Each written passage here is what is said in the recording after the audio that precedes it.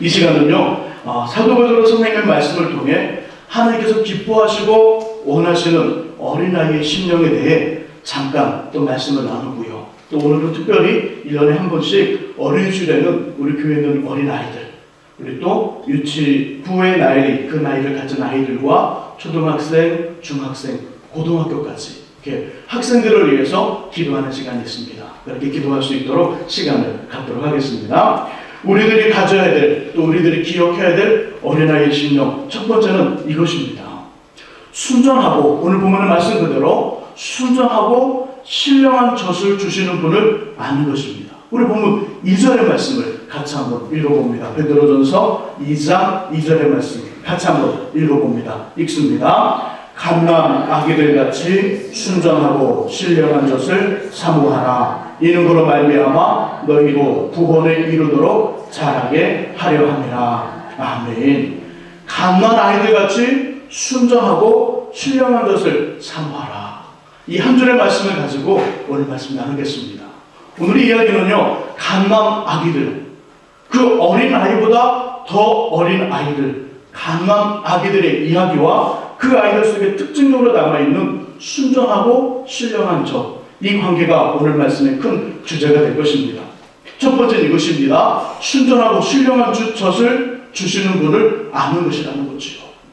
하나님 나라에 주님을 원하시는 어린아이의 심령은요, 그 순전한 젖을 주시는 분, 신령한 젖을 주시는 분이 누군가를 아는 것입니다. 엄마의 뱃속에서 갓 태어난 아기들이 때로는 자라는 가정 속에서 웁니다. 울고요, 또 자신의 의사표현을 하는 것이지요.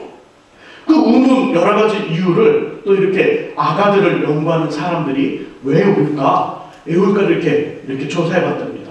한 5가지 나오는데요. 이럴 때 아이는 운다는 것입니다. 배가 고플 때 운다는 거예요. 두 번째는 기저귀를 갈아주세요. 어떤 아이는 그 기저귀가 너무 따뜻해서 그 시에 젖었는지 응가에 젖었는지 모르고 사는 그 자라는 아이들도 있지만 대부분의 아이들은 기저귀를 갈아주세요. 기저귀가 더러울 때 운다는 겁니다. 세 번째는 너무 덥거나 너무 추울 때, 아이의 몸이 너무 덥거나 너무 추울 때, 우리도 조금 이상하잖아요. 너무 덥거나 추우면 그때 운다는 것입니다. 네 번째는 안아주세요. 엄마 아빠의 따뜻한 목소리, 엄마 아빠의 따뜻한 이 가슴 뛰는 소리, 그 소리가 그리워지고 엄마 아빠의 품이 그리워질 때 그 아가들은 운다는 겁니다. 5번째, 너무 피곤할 때. 목사님, 무슨 아가가 잠만 자는데 피곤할까요? 아가도 피곤하대요. 어느 친척집에 놀러를 갔는데 때로는 이모가 한번 알아보고 고모가 한번 알아보고 삼촌이 한번 알아보고 할아버지가 한번 알아보고 이렇게 해서 또 오라 그러면 또 이렇게 눈짓을 보내거나 손짓을 안 하면 또 속상해하니까 어른들도 비위 맞추려고 이렇게 하면 또 눈 깜빡깜빡 해주고 이렇게 하다 보면 또 힘들어진다는 겁니다. 이렇게 피곤할 때 온다는 겁니다. 6번째는요, 몸이 아플 때 온다는 겁니다. 여러 가지 이유가 있겠지만 그렇게 대표적인 이유로 아이들이 우는데 놀라운 것은요, 아이들이 울 때 그냥 울지 않는다는 겁니다. 아이들이 이렇게 딱 어떤 분위기나 어떤 그 느낌으로 오는 거, 그리고 보면서 아는 자신을 돌봐주거나 자신의 사랑을 줄 수 있는 엄마나 아빠, 때로는 할아버지나 할머니가 있을 때는요, 마음껏 부담 없이 큰 소리로 운다는 거예요. 와 그렇게 우는데 만일 자신을 돌봐줄 수 있는 사람들이 없거나 때로는 좀 냉하게 대하는 사람들 있잖아요. 차갑게 대하는 사람들. 그런 일이 있을 때는 눈치를 보면서 운다는 거예요. 참 신기하죠? 아가들이 그렇게 운다는 게 바로 이 아가들도 안다는 거예요. 자신을 돌봐주고 자신을 사랑해주고 자신에게 또 먹을 것을 줄 수 있는, 자신에게 애정을 줄 수 있는 사람인가 아닌가를 알아본다는 것입니다. 주님 바로 그것을 말씀하고 있는 것입니다. 주님 우리에게 하나님 나라에 합당함, 주님이 원하시고 기뻐하시는 어린아이의 첫 번째 마음과 심령은 순전하고 신령한 젖을 주시는 분을 아는 것입니다. 하나님은 또 성경은 우리에게 하나님을 이렇게 소개합니다. 성경은 하나님을 소개하기를 하나님은 우리에게 아버지가 되신다고 소개합니다. 아버지는 이런 존재죠. 아버지는 이런 존재입니다. 세상에서 때로는 지탄을 받고 잘못한 일을 하고 나쁜 일을 해도 아버지는 자신의 아들과 딸에게 제일 좋은 것을 주고 싶어 합니다. 이것이 아버지의 마음이고 부모님의 마음이고 엄마의 마음이라는 거지요.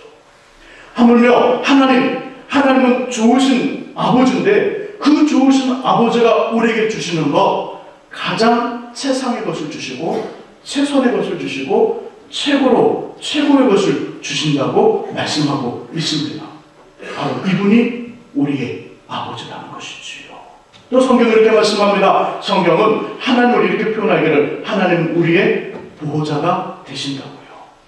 저의 기억에는요, 아직도 고등학교를 갓 졸업하고 고등학교 시절인가요? 그때 보았던 영화가 제 기억 속에 있습니다.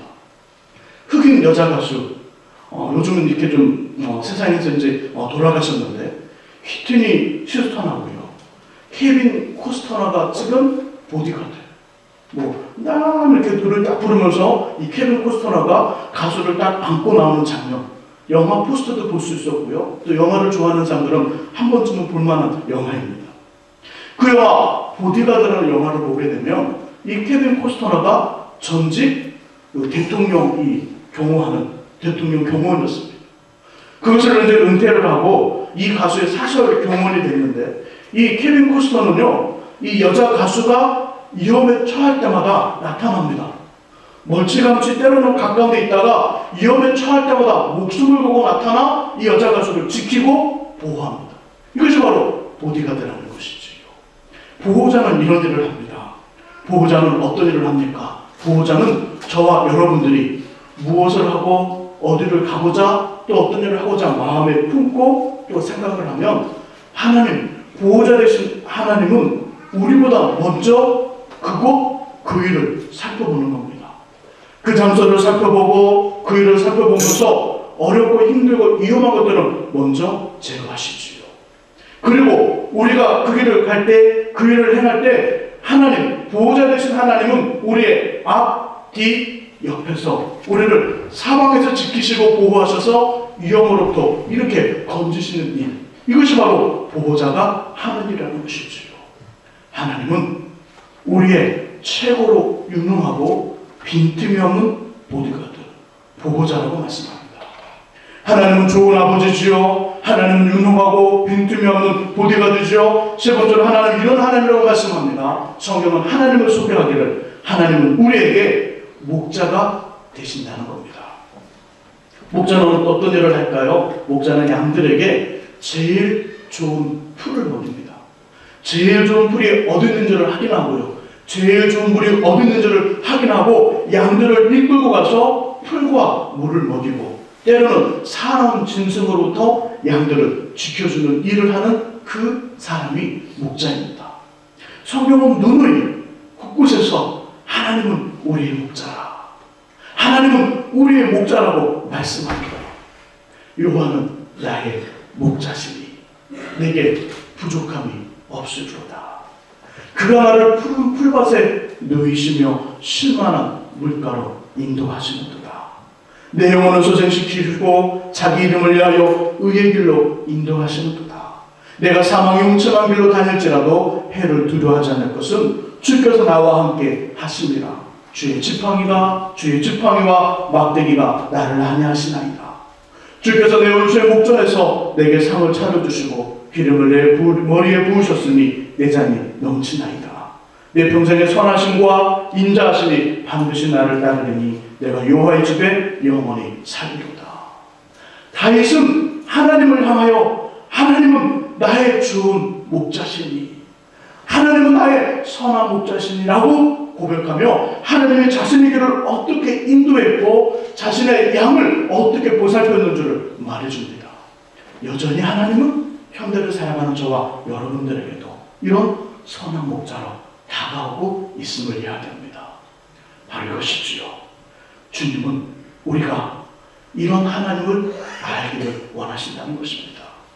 저 여러분들이 예배를 드립니다. 저 여러분들이 기도를 드립니다. 저 여러분들이 하나님 앞에 나와 마음을 드립니다. 왜일까요?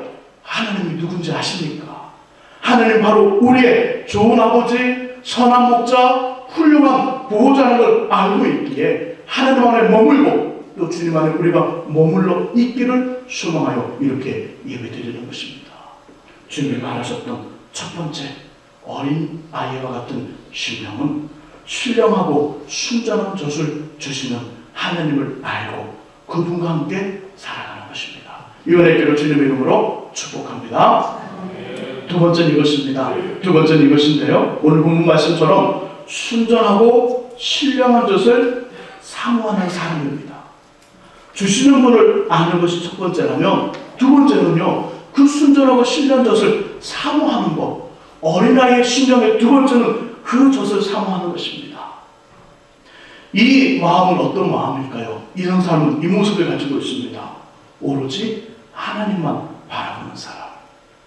저희가 아이를 키울 때, 새 아이를 키울 때 보니까요. 지금은 그러지 않는데 이 아이들이 좀 더 어렸을 때 분명히 잘못한 거 있잖아요. 잘못한 거 있을 때 혼을 내잖아요. 때로는 말로 혼을 내기도 하고 회초리로 혼을 내기도 합니다. 근데 회초리를 맞을 때 아이들의 모습을 보니까 회초리를 맞을 때 이렇게 맞으면서 때리기만 하세요. 때리면 저 뛰쳐나가요. 그런 마음으로 맞지 않다는 거예요. 회초리를 맞을 때 어떤 마음으로 아이들이 맞을까요? 다 까먹으셨나요? 회초리를 맞을 때 아이들의 마음은 이런 마음이죠. 빨리 맞고 엄마 품에 아빠 품에 안겨야겠다. 아닌가요? 그 마음이라는 것입니다. 어린 아이들이 부모로부터 혼을 날 때 어떤 아이도 나를 혼내기만 해봐라. 당장 엄마 아빠가 제일 싫어하는 일 바로 할 거야. 이런 마음 갖는 아이가 없다는 것입니다. 어린아이의 마음은요.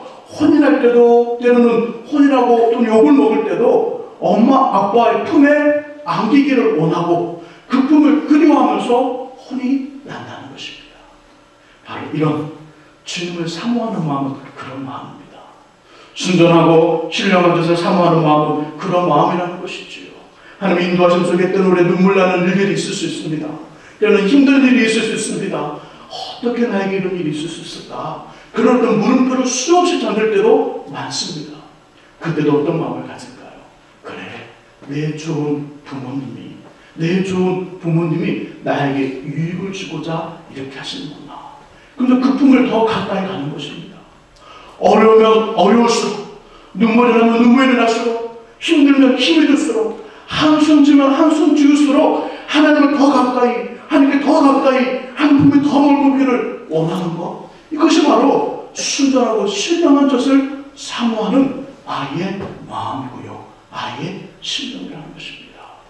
우리 안에 때로 이해되지 않는 일이 있을 수 있습니다. 때로 납득되지 않는 상황들 만날 때가 있습니다. 그럴 때마다 하나님을 더 사모하여 하나님 품에 더 온전히 거하는 저와 여러분들이 될 길을 주님의 이름으로 축원합니다. 한 가지 세 번째는요, 이것입니다. 어떤 것이냐면요, 세 번째는 순전하고 신령한 젖을 받은, 곧 순전하고 신령한 젖, 곧 받은 하나님의 은혜와 감동을 잊지 않는 것. 그 젖을 기억하는 것입니다. 이것이 바로 어린아이의 세 번째 특징이라는 것이지요. 놀라운 건 여러 엄마들이 있을 때, 여러 엄마들이 모유를 줄 때 자신의 아가는 엄마의 젖의 맛을 알아요. 신기하죠? 때로는 A엄마, B엄마, C엄마, D엄마가 있을 때 D가 나의 엄마라면 아기들은 이렇게 네 사람의 젖을 먹어보고요. 그 젖 중에 어느 젖이 자신의 엄마의 젖인지 압니다. 이게 무슨 말을 할까요? 기억하고 있다는 것이지요. 아가는 엄마의 젖의 맛을 기억하고 있습니다. 엄마의 숨소리를 기억하고 있습니다. 엄마의 따뜻한 치유를 기억하고 있습니다. 엄마 자체를 기억하고 있다는 것입니다.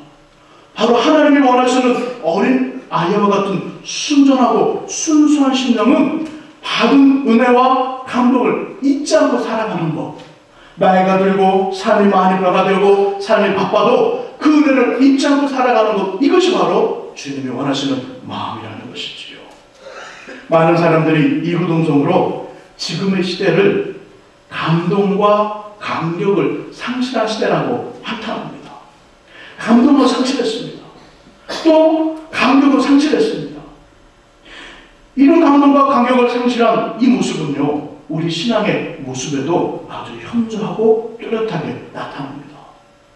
죽음과 고통의 자리에서 체험하고 받은 하나님의 은혜와 그 능력, 주님을 처음 만나면서 흘렸던 그 눈물들, 처음 만나고 감각스러워 하나님을 찾으며 아버지를 찾으며 흘렸던 눈물, 콧물의 그 은혜들, 우리를 구하시고 의롭게 하시고자 자처하신 하나님 사랑의 결정적인 십자가의 은혜와 부활의 능력들, 우리 안에 점차 희미해지고 사라지고 약해진다는 것입니다. 어느덧 이제는 십자가의 말을 들어도, 어느덧 예수 그리스도의 죽음의 말을 들어도, 어느덧 부활의 이야기를 들어도, 어느덧 주를 처음 만났던 첫사랑의 그 처음 마음과 처음 사랑을 이야기해도 전혀 반응하지 않습니다.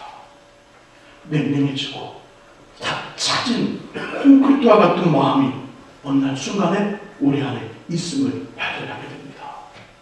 하지만 어린아이의 심령은 그렇지 않습니다. 어린아이의 심령은요, 어른이 되어 한 아버지가 되고 한 어머니가 되어 자녀들이 아버지, 어머니라고 불러도 우리 어릴 적에 어머니 가슴에 파묻혀서 엄마의 젖을 먹고 엄마의 젖을 만지며 자랐던 우리의 그 따뜻하고 그 포근한 마음을 여전히 기억하고 있는 것이지요. 이것이 바로 어린아이의 심령입니다. 성경은 우리에게 이렇게 말씀합니다. 하나님의 은혜와 사랑, 받은 감격과 감동을 잊지 말라고요. 그 감격과 감동을 잊지 않고 끝까지 유지하는 것, 그것이 바로 힘이요 능력이요 하나님 나라 갈 때까지의 큰 역사를 이루는 힘이라고 말씀하고 있습니다. 사랑하는 성도 여러분, 우리의 심령, 우리의 영혼 나이가 들고 또 우리가 점차 하나님 나라를 향하여 한 발자국 가까이 나갈 때 우리의 마음은 도리어 어린 아기와 같이 순전하고 신령한 젖을 주시는 하나님만을 바라보고 그분 안에 머물며 그 순전한 젖과 신령한 젖을 사모하고 그 받은 하나님의 그 은혜와 감동을 잊지 않고 기억하여 살아감으로 주님 앞에 섰을 때 칭찬받는, 주님 앞에 섰을 때 큰 자라고 인정받는, 주님 앞에 섰을 때 나의 사랑하는 아들과 딸이라는 그 고백, 그 귀한 그 하나님의 칭찬 듣는 저와 여러분 될 수 있기를 예수님의 이름으로 축원합니다.